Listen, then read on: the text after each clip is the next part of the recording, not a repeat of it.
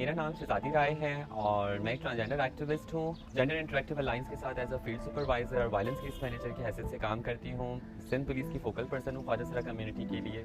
ये चौथा अटैक है मेरे ऊपर, चौथा जो मेरे दरवाजे तक लोग पहुँचे हैं। ऑब्वियसली हम हर दफ़ा वीडियो नहीं बना पाते, हम हर दफ़ा उसको रिपोर्ट भी नहीं करते हैं।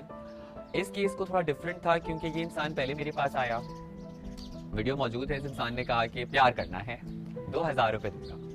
मैंने वीडियो बना लिया, मैंने सोशल मीडिया पे लगाई ताकि लोगों को पता चले कि कैसे होती है हरासमेंट।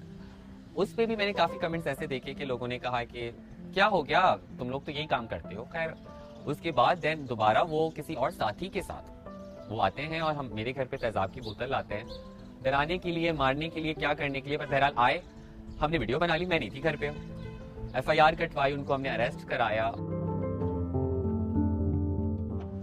मर्द या औरत से हमारी स्ट्रगल बहुत ज़्यादा होती है।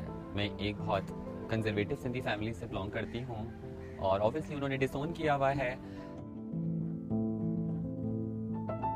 मैं 16 से 17 साल की थी तब मुझे अपनी फैमिली से दूर होना पड़ा और उस वक्त अगर मैं दूर ना होती तो शायद मैं आज जिंदा ना होती, क्योंकि एक ऑनर किलिंग हम पाकिस्तान का सबसे बड़ा मसला है और ये सिर्फ औरतों का नहीं, कारोकारी हमारा भी बड़ा मसला है कि हमें ये है कि एक ख़ानदान पे, गैरत के नाम पे मार दिया जाता है।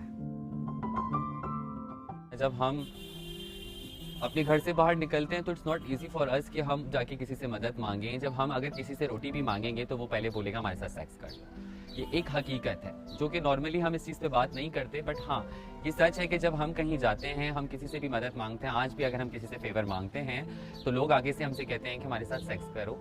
और उस ज़माने में ऑब्वियसली जो सेक्स वर्क था वही एक सर्वाइवल था। मैं जॉब करती थी एक इंस्टीट्यूट में, ऑटिज्म बच्चों की हेल्पर थी मैं, और मुझे वहाँ से निकाल दिया गया था कि आपका जिन्स, जो आपका जेंडर है वो नहीं है, हमारे लिए आप बाइज़े शर्म है इदारे के लिए। मुरत नहीं मानती, मुरत ये नहीं करती, मुरत वो नहीं करती, सारा नजला आता है। जो एक हमारा ख्वाजा कल्चरल सिस्टम है, उस सिस्टम के तहत हम लोग अपनी ज़िंदगी को इस पॉसिबिलिटीज़ पे आते हैं कि हम गुजार सकें। हमारी ज़िंदगियाँ आप लोगों की ज़िंदगियों से डिफरेंट होती हैं क्योंकि आप एक्सेप्ट नहीं करते। हम फिर एक अपनी दुनिया बनाते हैं, वो ख्वाजा सराओं की दुनिया होती है और हम उसमें एक दूसरे को बहुत सपोर्ट करते हैं। एक बड़ा प्यारा कम्युनिटी सिस्टम बनाया हुआ है।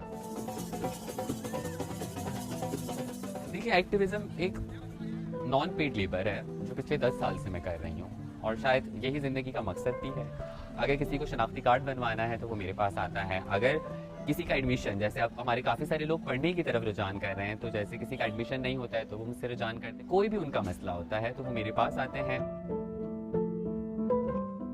नेपाल जा रही थी अपने एक ऑफिस के काम से, एक हमारी एनुअल मीटिंग होनी होती थी, तो उसमें मुझे रोक दिया गया और उन्होंने कहा कि रुके, आप साइड पे खड़ी हो जाएं।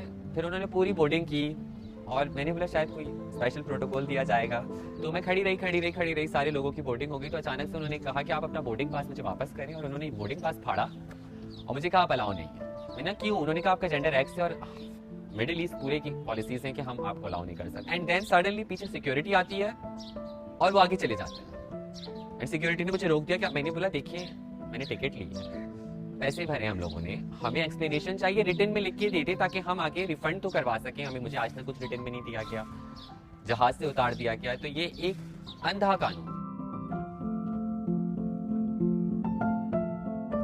मैं एक ऑर्गेनाइज हेट कैंपेन की टारगेट हूँ। मेरी पुरानी तस्वीरें, मेरी फैमिली, मेरा कैरेक्टर, मेरी कैरेक्टर असैसिनेशन, मेरी पार्टीज, मेरी वीडियो, सबको टारगेट किया जा रहा है। और मैं ये समझती हूँ कि ये सारी चीज़ें एक सिस्टमैटिक अटैक हैं जो हम पे किए जा रहे हैं कि प्लीज़ आप चुप हो जाएं और ख्वाजा सराओं के लिए बात करना बंद।